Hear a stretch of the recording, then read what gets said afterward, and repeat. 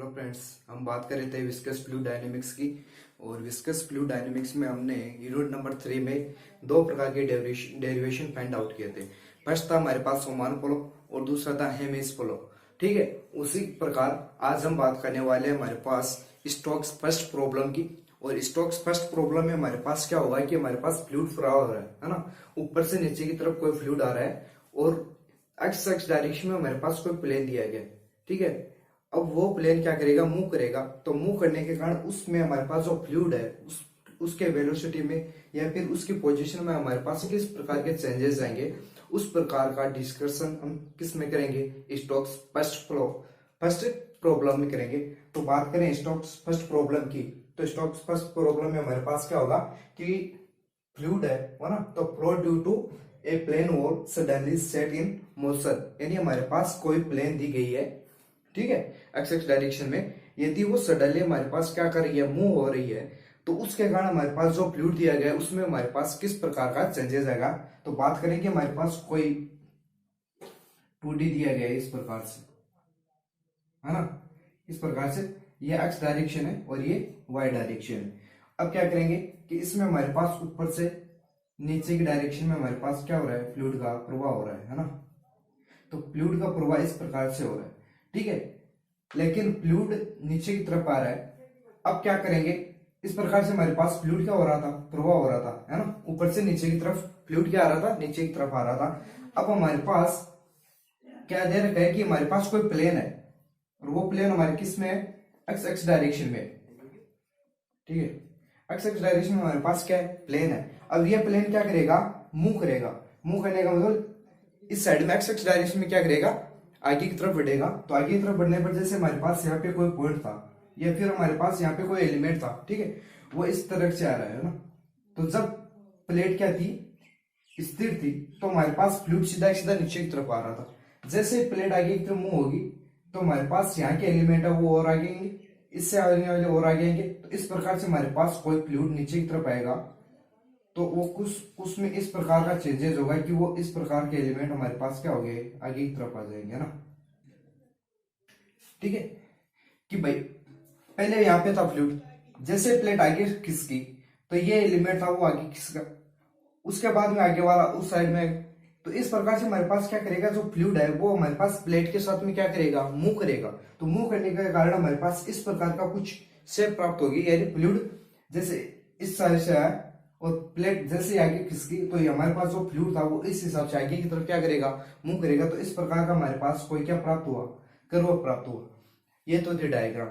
अब यहाँ पे बात करें कि t बराबर 0 यानी टाइम के साथ चेंजेस हो रहा है ना, और फ्लूइड आगे की तरफ बढ़ रहा है तो एलिमेंट भी इस तरह आगे की तरफ बढ़ेगा ना। तो ये तो हमारे पास फ्लूइड की क्या होगी, डायरेक्शन होगी। तो उसमें एलिमेंट कोई था वो इस हिसाब से आगे की तरफ क्या कर रहा है, मूव कर रहा है ना। फ्लूइड नीचे की तरफ आ रहा है लेकिन उसमें जो पार्टिकल था, यानी पहले यहाँ पे था, जैसे प्लेट आगे की तरफ जाएगी तो ये एलिमेंट यहाँ पे आ गया, उससे आगे और जाएगी तो यहाँ पे। इस प्रकार से हमारे पास एलिमेंट क्या हो रहा है, मूव कर रहा है, ठीक है। वैन जब t इक्वल टू 0 था तो हमारे पास u इक्वल टू क्या था, 0, है ना, u इक्वल टू 0 एंड यहाँ पे y इक्वल टू भी क्या हो गया, 0। ये तो आगे कंडीशन हमारे पास स्टैग्नेशन पॉइंट, है ना। अब इसमें हमारे पास देखो u है, u क्या है, वेलोसिटी है। जबकि वेलोसिटी हमारे पास दो पर डिपेंड कर रही है, एक टाइम पे कर रही है और एक y पे कर रही है ना। तो y, तो इस क्या कर सकते हैं कि हमारे पास जो u है वो फंक्शन है किसका, y और t का फंक्शन हो गया, क्योंकि ये y पे भी डिपेंड कर रहा है और t के ऊपर भी क्या कर रहा है, डिपेंड कर रहा है, ठीक है। एंड जो हमारे पास फ्लूइड है, फ्लूइड किस प्रकार का है, फ्लूइड हमारे पास इनकम्प्रेसिबल एंड अनस्टेडी मोशन में है।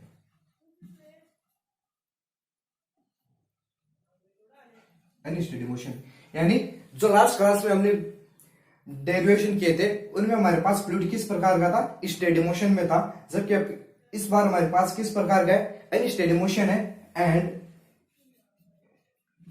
एक्सटर्नल फोर्स है वो हमारे पास क्या है, F इक्वल टू 0, यानी एक्सटर्नल फोर्स हमारे पास किस प्रकार होगा, 0 होगा।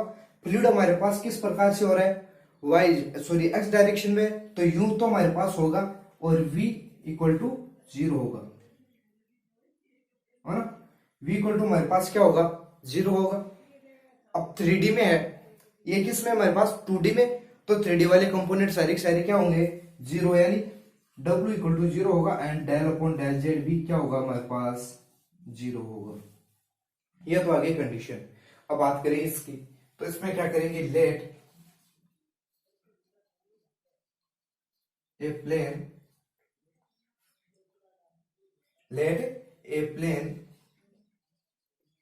will be placed along the x axis and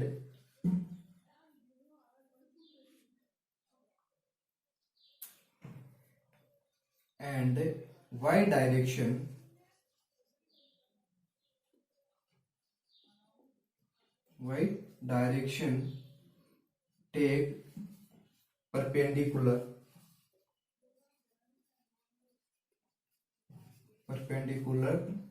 to the plane, है ना। कि कोई प्लेन ले रहे हैं, ये प्लेन है हमारे पास, कहां पे है, एक्स एक्सिस में, एंड वाई एक्सिस है वो परपेंडिकुलर है किसके, प्लेन के, ठीक है। And the plane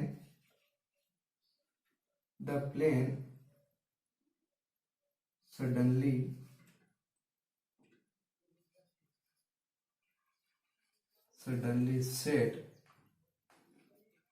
in the motion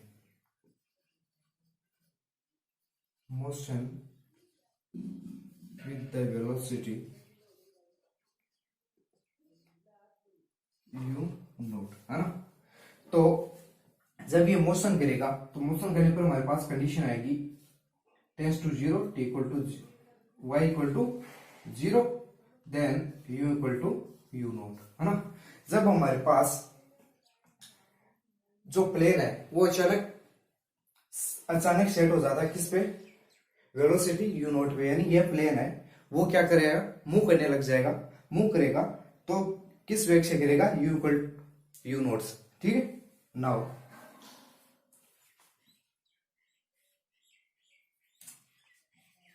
the fluid flow in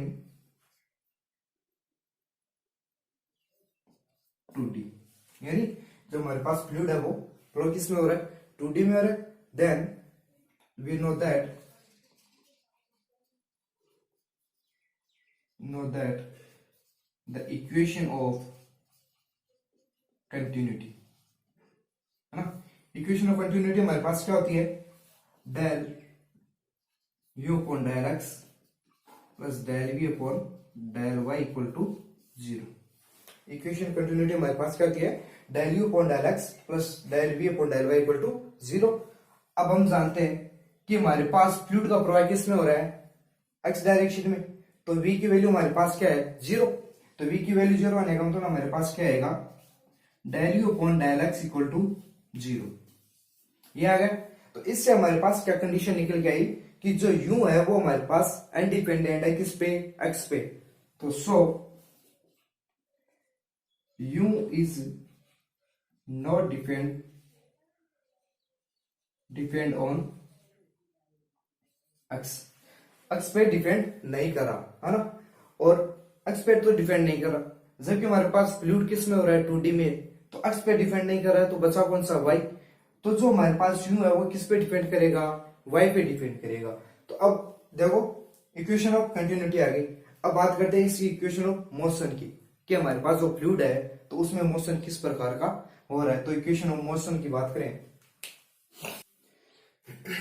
अब इक्वेशन ऑफ मोशन क्या होगी हमारे पास, इक्वेशन ऑफ मोशन, है ना।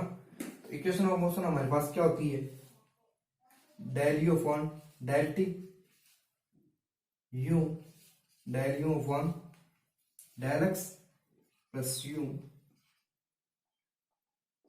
We del u upon del y plus और 2D में है ना, तो 2D में होगा 3D वाले कंपोनेंट 0, सारे के सारे लिखने की जरूरत ही नहीं उसको ना। अब फोर्स हमारे पास क्या है, अपसेंट है, तो फोर्स 0 एंड P हमारे पास क्या है, कांस्टेंट। यहाँ पे हमारे पास जो P होगा या जो हमारे को इसमें प्रेशर दिया होगा वो क्या होगा, कांस्टेंट वैल्यू में। तो फ्लूइड किसके कारण फ्लो हो रहा है, यानी उसमें प्रेशर तो है नहीं, तो फ्लूइड किसके कारण फ्लो हो रहा है, तो फ्लूइड ओनली ऑन हमारे पास किस में हो रहा है, जो हमारे पास प्लेट है ये मूव करेगी उसके अकॉर्डिंग ही हमारे पास क्या होगा, फ्लूइड का प्रवाह होगा। तो यानी प्लेट जिस प्रकार से मूव करेगी उसी प्रकार से यहाँ पे जो एलिमेंट है फ्लूइड के वो सारे के सारे क्या करेंगे, मूव करेंगे। तो पहले यहाँ पे था, जैसे प्लेट मूव करेगी यहाँ पे आएगा, और आगे जाएगी तो इस प्रकार से हमारे पास जो एलिमेंट यहाँ पे होगा तो वो यहाँ पे इस प्रकार से क्या करेगा, मूव करेगा। ठीक है, तो F0 प्रेशर इज कांस्टेंट, तो then del p upon del x भी हमारे पास क्या आ जाएगा, 0। तो ये वैल्यू भी लिखने की नहीं। फिर आगे बात करते हैं, हमारे पास new del u upon del x square plus del u upon del y square और 3D वाले 0। अब बात करें कि del u upon del x equal to 0 आया था, यानी यू है वो एक्स पे डिपेंड नहीं कर रहा था, ये वैल्यू हमारे पास क्या हो गई, 0। यहाँ पे v इक्वल टू 0, तो ये वैल्यू भी 0, ये डिपेंड नहीं कर रहा, ये 0 बचा, कौन सा, ये वाला और ये वाली टर्म बची। तो इसमें हमारे पास क्या आया, del u upon del t equal to nu del two u upon del y square, ये हमारे पास इक्वेशन आ गई, है ना। अब बात करें बाउंड्री कंडीशन की, है ना। तो इसमें हमारे पास बाउंड्री कंडीशन कौन कौन सी है, बाउंड्री कंडीशन इसमें हमारे पास है, फर्स्ट बाउंड्री कंडीशन है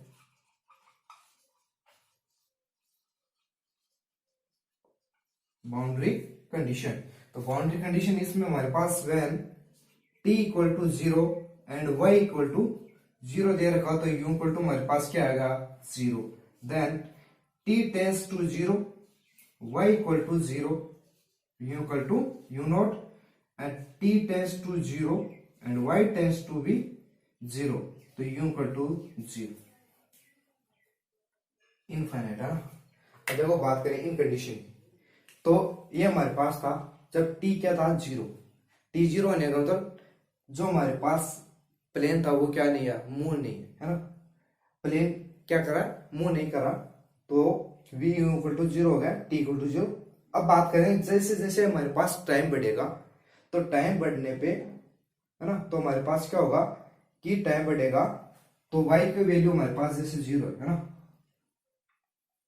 तो अकॉर्डिंग टू टाइम फ्लूइड ऊपर से नीचे की तरफ आ रहा है, प्लेन क्या कर रहा है, मूव कर रहा है, किस पे, टाइम पे, जबकि हमारे पास y क्या है, 0 0 है, क्योंकि इस प्रकार से कोई प्लेन आ रहा है, ठीक है, फ्लूइड पर है, तो ये वैल्यू हमारे पास क्या हो गई, y की 0 हो गई। अब फ्लूइड क्या कर रहा है, मूव कर रहा है, तो हमारे पास क्या आ जाएगा, u naught, infinite, y equal to infinite, तो इनफाइनाइट पे हमारे पास वैल्यू क्या हो गई, वेलोसिटी 0 हो गई। तो ये थी हमारे पास कंडीशन, है ना। तो इनको लिखें, तो u इक्वल टू हमारे पास फंक्शन था, तो 0 0 0 0 पर हमारे पास u की वैल्यू क्या हो गई, 0, इक्वेशन नंबर फर्स्ट। सेकंड, जब 0 और t दिया गया होगा ना, तो u इक्वल टू हमारे पास u नॉट, एंड दोनों ही क्या हो,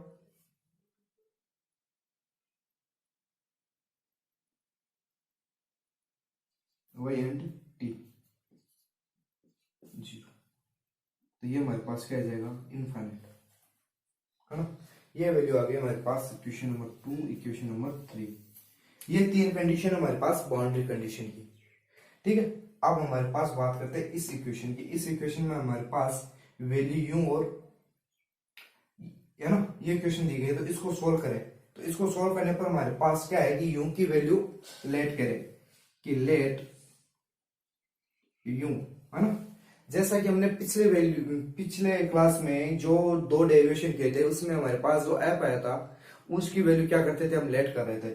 इसमें क्या करेंगे, जो हमारे पास यू है ना, तो इसकी वैल्यू क्या करें, लेट करें, तो लेट करने पर हमारे पास क्या आएगा, यू नॉट एफ एन या एफ नीटा, कुछ भी बोल दो ना, ठीक है। ये तो हो गया हमारे पास वेयर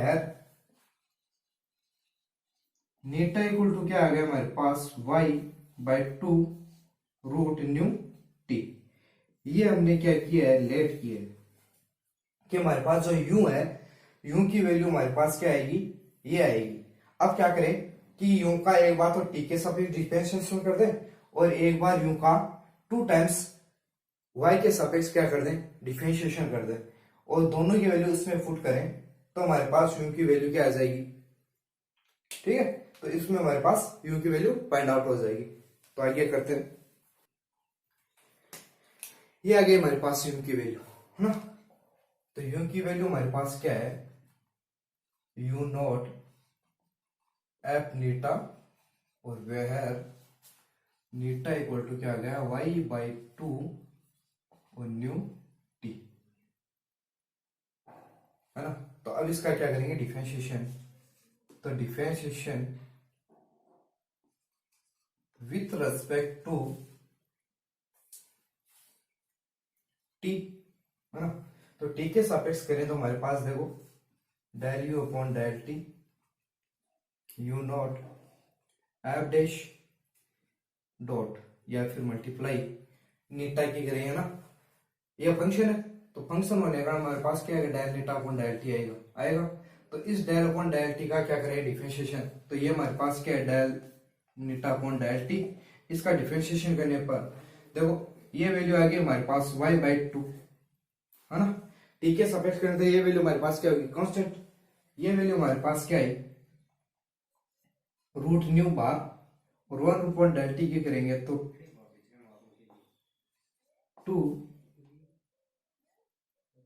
टी की पावर 3/2। ये वैल्यू आ गई हमारे पास किसकी, इसकी, है ना।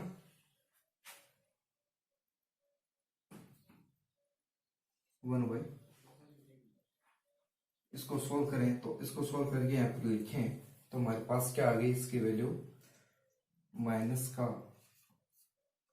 /4 न्यू टी और टी,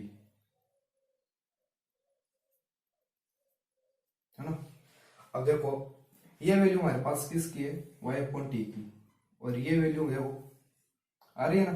तो इसको हम सोल्व करके क्या लिखते हैं कि you naught f dash minus का नीटा/2 टी।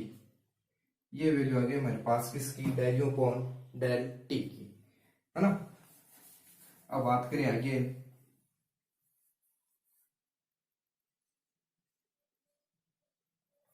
ठीक है।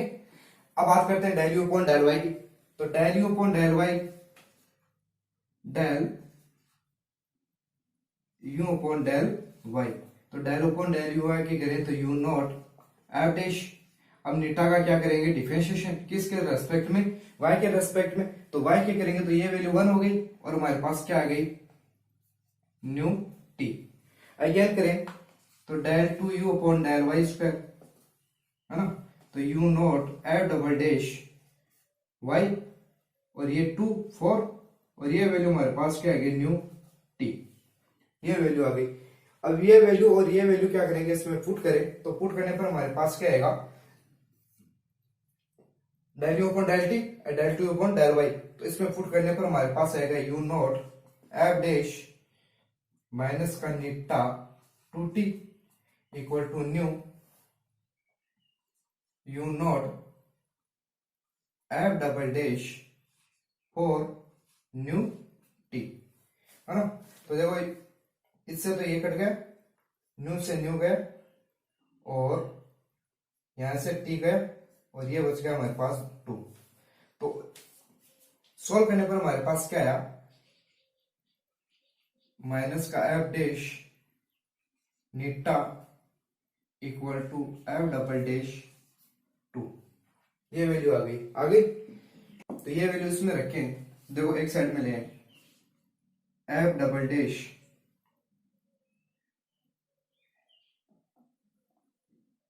माइनस वाला plus 2 eta f dash equal to 0। ये कंडीशन आ गई हमारे पास, यानी एफ डबल डैश प्लस 2 नेटा एफ डैश इक्वल टू 0, ये इक्वेशन आ गई अब। ठीक है, अब इस इक्वेशन में देखो हम क्या करेंगे कि यहां से हम देख रहे हैं कि इन दोनों को सेपरेट कर रहे हैं ना, तो सेपरेट करने पर देखो हमारे पास क्या आएगा कि f double dash upon f equal to minus का नेटा बाई 2, इस प्रकार का हमारे पास फंक्शन प्राप्त हो रहा है ना। अब इसका क्या करेंगे हम, इंटीग्रल करें, तो इंटीग्रल करने पर हमारे पास देखो यहाँ से इंटीग्रल कर देंगे है ना, तो ये एफ डैश और ये एफ डबल डैश, तो इंटीग्रल करने पर हमारे पास क्या आएगा, log f dash equal to, इसका करेंगे तो माइनस का नीटा का स्क्वायर है ना बाई 4 प्लस का C1 है ना, ये वैल्यू आ गई। तो ये वैल्यू आ गई तो हमारे पास देखो C को हम, क्योंकि इस साइड में हमारे पास log है तो C को log में ले लो तो इजीली सोल्व होगा, तो log C1 इस साइड में आएगा, इस साइड में हमारे पास क्या आएगा, log एफ अपॉन सी बराबर माइनस का एन स्क्वायर बाई 4। ठीक है, अब एंटी लॉग लेंगे तो ठीक है, देखो यहाँ पे हमारे पास 2 नीटा है ना, और यहाँ पे देखो ये हो जाएगा हमारे पास एन स्क्वायर आएगा, एन नीटा का स्क्वायर होगा, और यहाँ पे भी 2 आएगा, और यहाँ पे ऊपर हमारे पास क्या है, 2 है, तो 2 से 2 क्या हो जाएगा, ये कैंसिल हो जाएगा। ठीक है, ये मिस्टेक थी हमारे पास पिछले वाले में कि मल्टीप्लाई में क्या आएगा, 2 आएगा। ठीक है, अब एंटी लॉग लें, तो एंटी लॉग लेने पर हमारे पास क्या आएगा, एफ डैश है ना इक्वल टू, एंटी लॉग लेंगे तो ये तो ई में होगा, और ये फ्री हो के साइड में हमारे पास क्या होगा, मल्टीप्लाई में, तो C1 e की पावर माइनस का नीटा का स्क्वायर, ये हो गया हमारे पास एफ डैश की वैल्यू होगी। अब इसको क्या करें, इस हिसाब से लिखें कि एफ डैश की वैल्यू है तो del upon del eta equal to C1, ठीक है, और e की पावर माइनस का एन स्क्वायर, ये हो गया। अब इसका क्या करेंगे, again integral with respect to n. ठीक है, तो इसका करें तो इंटीग्रल करने पर हमारे पास ये क्या आ गया, एफ आ गया, C1 कांस्टेंट वैल्यू थी, इसकी वैल्यू हमारे पास क्या आ जाएगी, e की पावर माइनस नीटा का स्क्वायर। ठीक है, और नीटा का होगा बाई 2। ठीक है, अब देखो ये तो थी हमारे पास सीधी, अब हमारे पास क्या दी गई है, बाउंड्री कंडीशन दी गई है ना, तो बाउंड्री कंडीशन दी गई है तो बाउंड्री कंडीशन अप्लाई करें तो ये वैल्यू हो जाएगी हमारे पास कि टेक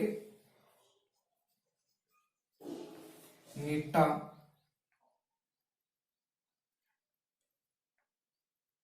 जीरो टू एन है ना, ये वैल्यू लेंगे है ना, 0 2 लेंगे तो ये हमारे पास क्या आएगी, नीटा 0 टू नीटा, एंड ये वैल्यू हमारे पास 0 टू नीटा आ जाएगी। आगे अब ये वैल्यू क्या करेंगे, इसमें पुट करें, तो पुट करने पर देखो हमारे पास क्या आएगा, ये वैल्यू तो हो गई एफ एन है ना, ये 0, तो ये तो हो गई हमारे पास एफ एन माइनस का एफ 0। ठीक है, और ये वैल्यू हमारे पास देखो 0 रखने पर 1। ठीक है, 0 रखें तो इसमें हमारे पास क्या आएगा, देखो C1 e की पावर एन स्क्वायर, सी तो क्या था कांस्टेंट, एंड 2 भी हमारे पास कांस्टेंट, और 0 टू एन, ये वैल्यू आ गई हमारे पास किसकी, इंटीग्रल की है ना। अब यदि हम इसको इंटीग्रल रूम में लिखें, यानी इसको सोल्व ना करके इंटीग्रल में रखें, तो इंटीग्रल में रखने पर देखो हमारे पास ये तो f1 माइनस f0 C1, ठीक है, और ये वैल्यू देखो इंटीग्रल 0 टू n था ना इनफाइनाइट, और e की पावर माइनस का n स्क्वायर था, ये था ना, और डेल नीटा, यहां से इंटीग्रल करेंगे तो इंटीग्रल करने पर हमारे पास ये वैल्यू प्राप्त होने वाली है, ये हो गया ना। अब देखो ये वैल्यू थी हमारे पास इस प्रकार की, ठीक है, देन f0 की वैल्यू हमारे पास क्या आएगी, 1 है ना। F0 कैसे आएगी, देखो U इक्वल टू हमने क्या माना है, U naught f n, U equal to f n. अब नीटा, इस नीटा बराबर हमारे पास क्या आया था, बाई टू टी, ये वैल्यू आई थी। अब नीटा इक्वल टू 0, यानी सॉरी y इक्वल टू 0 रखें, है ना। y इक्वल टू 0 रखने पर ये वैल्यू 0, 0 में किसी भी संख्या को भाग देंगे तो हमारे पास क्या आएगा, 0 आएगा। तो ये वैल्यू क्या गई, 0। ये y0 के ऊपर ये वैल्यू हमारे पास किसकी है, एन नोट की, है ना। t equal to tends to 0 की ओर, है ना। तो ये वैल्यू 0, तो ये f0, तो ये वैल्यू हमारे पास क्या आ गई, 1। तो f नोट की वैल्यू हमारे पास क्या आ गई, 1। f1 माइनस का 1, c1 0 टू n e की पावर माइनस का n स्क्वायर डेल नीटा, ये वैल्यू आ गई।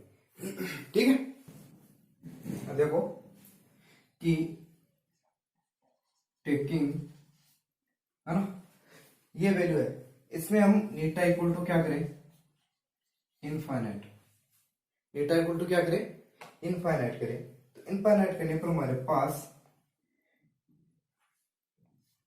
f इनफाइनाइट माइनस का 1, c1 0 टू इनफाइनाइट हो जाएगा, और e की पावर माइनस इनफाइनाइट का स्क्वायर एंड डेल n, है ना। ये ले, और इसका सॉल्यूशन हमारे पास क्या होता है, c1 बराबर √π/2, है ना। इसका सॉल्यूशन हमारे पास क्या होता है, √π/2, एंड ये वैल्यू हमारे पास 1 है। तो c1 की वैल्यू हमारे पास, ये वैल्यू 0, c1 की वैल्यू क्या आ जाएगी, माइनस में, तो ये ऊपर आएगा, पाई नीचे, तो माइनस का 2/√π, ये वैल्यू हमारे पास किसकी आ जाएगी, c1 की वैल्यू आएगी। अब c1 की वैल्यू यहाँ पे रखें, तो c1 की वैल्यू रखने पर हमारे पास क्या आएगा, fn इक्वल टू, माइनस वाला इधर था उस साइड में प्लस, तो प्लस माइनस c1 की वैल्यू क्या आ गई, 1/√5 0 टू n e की पावर माइनस का n स्क्वायर और नीट, ये वैल्यू आ गई हमारे पास किसकी, fn की वैल्यू आ गई। ठीक है, अब fn में ये वैल्यू हमारे पास किसकी होती है, इंटीग्रल ट्रांसफॉर्मेशन। इंटीग्रल ट्रांसफॉर्मेशन में हमारे पास लाप्लास ट्रांसफॉर्मेशन आता है, और उस लाप्लास ट्रांसफॉर्मेशन में हमने ये चीज पढ़ी थी कि हमारे पास 2/√π 0 टू नीटा e के पावर n स्क्वायर dn हो, तो उसकी वैल्यू, उसको क्या लिखेंगे हम, एरर फंक्शन, है ना। उसको क्या लिखते हैं, एरर फंक्शन लिखते हैं, एरर फंक्शन ऑफ n। तो ये हमारे पास क्या आ गया, 1 माइनस एरर फंक्शन n नीटा हो गया। ठीक है, अब ये भी हमारे पास दो प्रकार के होते हैं, ये कॉम्प्लेक्स में होता है, कॉम्प्लेक्स, और ये हमारे पास एरर फंक्शन नीटा ये होता है। इसकी वैल्यू क्या होती है, इन दोनों के इक्वल में होती है। तो fn बराबर हमारे पास क्या आ जाएगा, एरर फंक्शन ऑफ नीटा। ये कॉम्प्लिकेशन या फिर कॉम्प्लेक्स में था, और ये हमारे पास एरर फंक्शन किस में था, रियल वैल्यू में फंक्शन में था। ठीक है, तो ये हमारे पास f की क्या आ गई, वैल्यू आ गई। ठीक है, तो u बराबर हमारे पास क्या आ जाएगा, u0 और एरर फंक्शन ऑफ नीटा, ये हमारे पास क्या आ गई, उसकी वेलोसिटी आ गई। ठीक है, तो ये था हमारे पास स्टोक्स फर्स्ट प्रॉब्लम।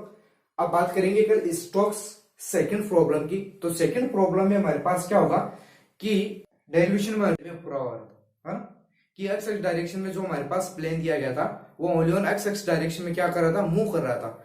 अब क्या करेगा, जो प्लेन है वो दोनों साइड में क्या करेगा, ऑसिलेट करेगा, है ना। ऑसिलेट करने का दोलन करेगा, तो दोलन करेगा तो जो डायग्राम इस साइड में होगा same to same exit direct उसका क्या होगा, ऑपोजिट साइड में भी वैसा का वैसा ही क्या बनेगा, हमारे पास डायग्राम बनेगा। यानी जैसी गति वो इस साइड में कर रहा है वैसी की वैसी सेम हमारे पास किस में करेगा, इस पीछे की साइड में करेगा। तो उसकी क्या करेंगे हम कल चर्चा करेंगे। ठीक है।